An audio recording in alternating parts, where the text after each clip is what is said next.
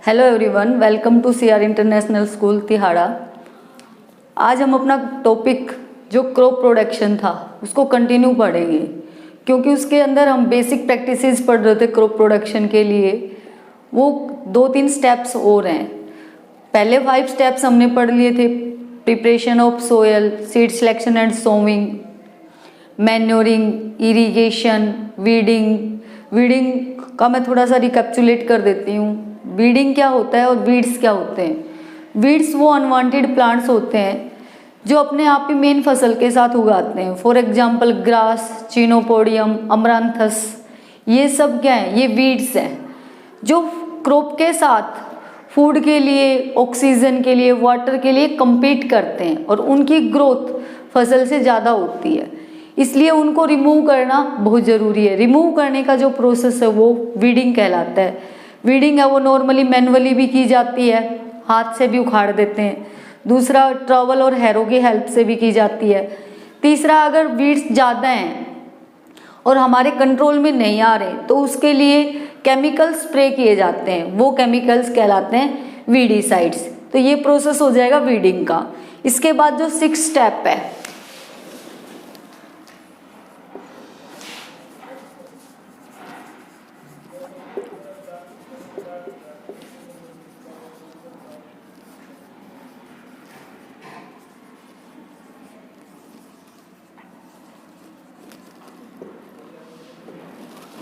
अब देखो 6th step, protection from paste and disease.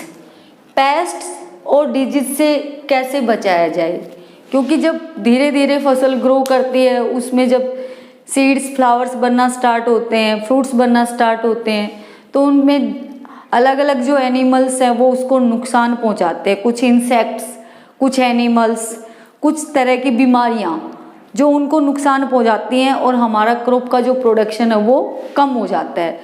तो इनको कैसे रिमूव करें, इनको कैसे हम प्रोटेक्ट करें?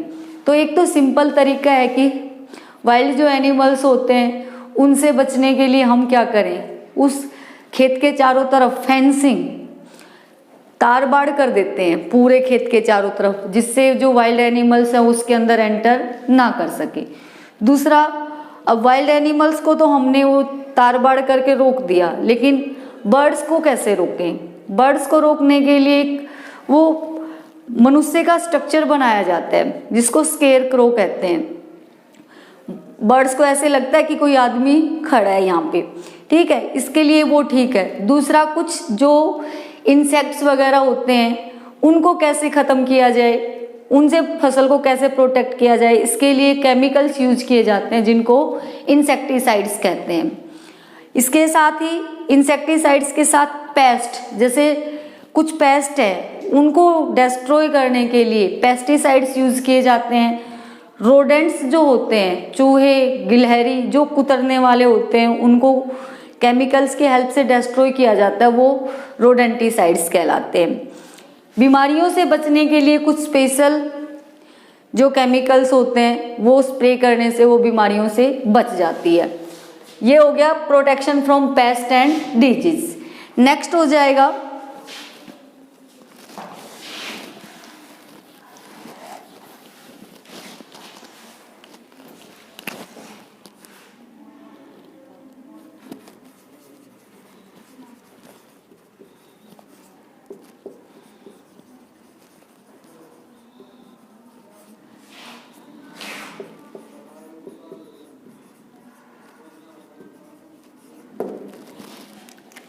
हार्वेस्टिंग, कटाई, थ्रेसिंग, चारे को अनाज से अलग करना, और विनोविंग होता है बरसाना, ठीक है। तो सबसे पहले हार्वेस्टिंग। नॉर्मली तो हार्वेस्टिंग है वो मैनुअली होती है। सीकल जिसको दरांती कहते हैं, इस तरह का स्ट्रक्चर आपने देखा होगा ऐसे।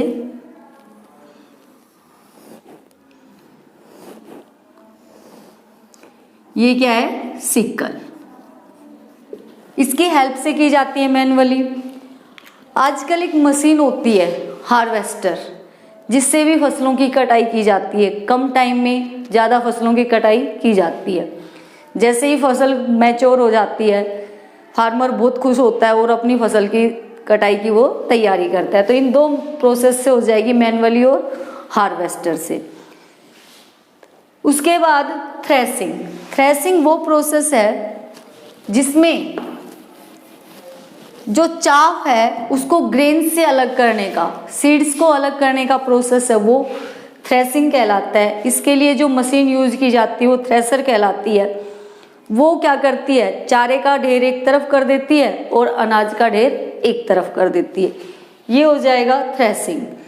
आजकल इन दोनों की जगह हार्वेस्टिंग और थ्रेसिंग के लिए कॉमन डिवाइस यूज किया जा रहा है, उसको कहते हैं कंबाइन।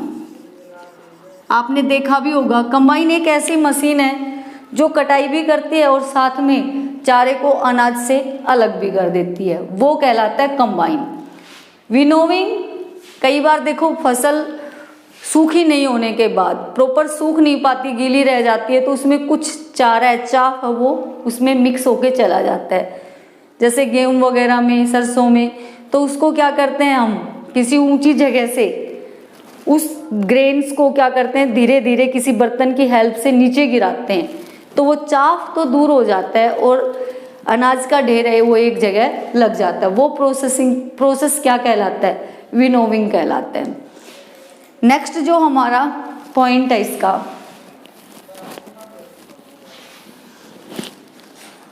स्टोरेज।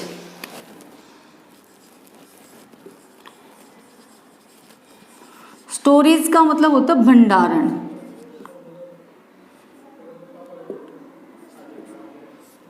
उसको भंडार कैसे किया जाए, उसको स्टोर कैसे किया जाए, उसको, क्योंकि कोई भी फसल है वो एक सीजन में, साल में 2 ही सीजन मेन है, खरीफ और रबी, उन्हीं में हमें क्रॉप्स मिलती हैं। लेकिन खाने के लिए अनाज तो हमें क्या चाहिए, 365 डेज चाहिए ना, 365 दिन चाहिए।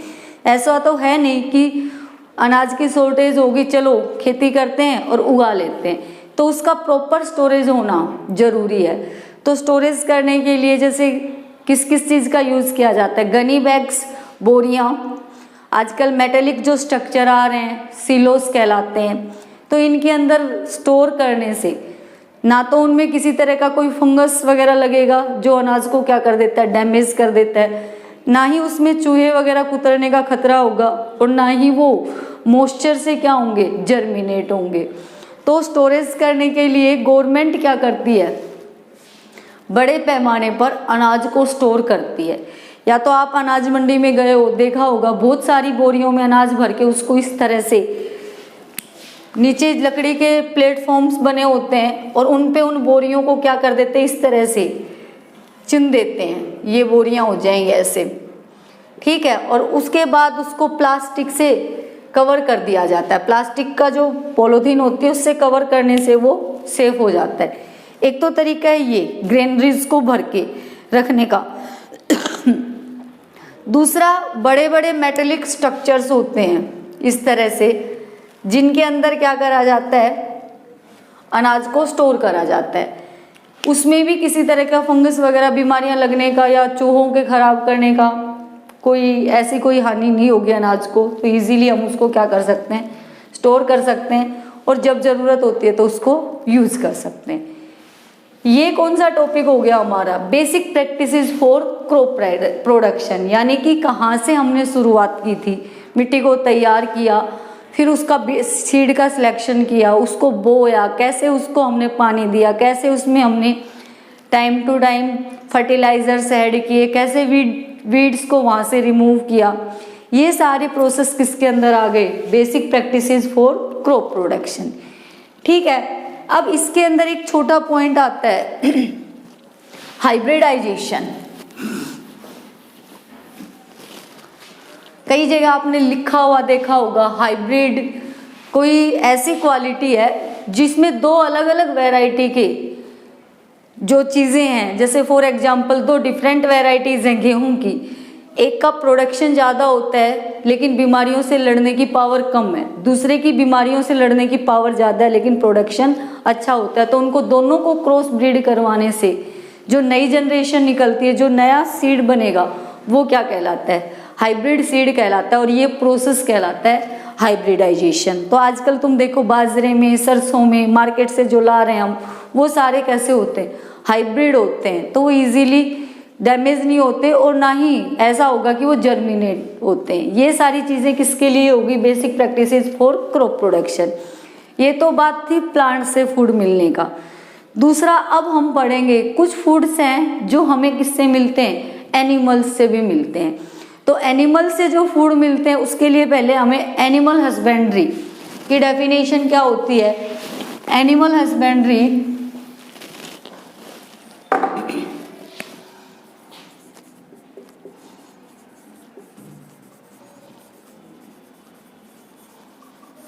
Animal husbandry,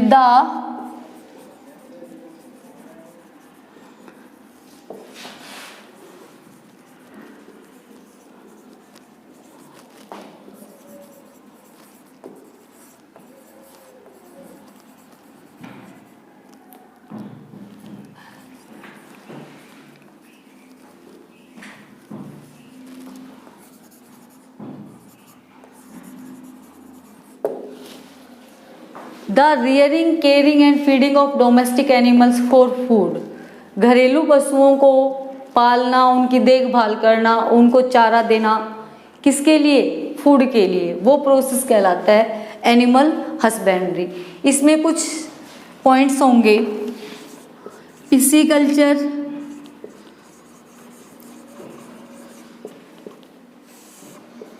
pisciculture, rearing fish on large scale for food। बड़े पैमाने पर मछलियों को पालना कहलाता है पिसीकल्चर।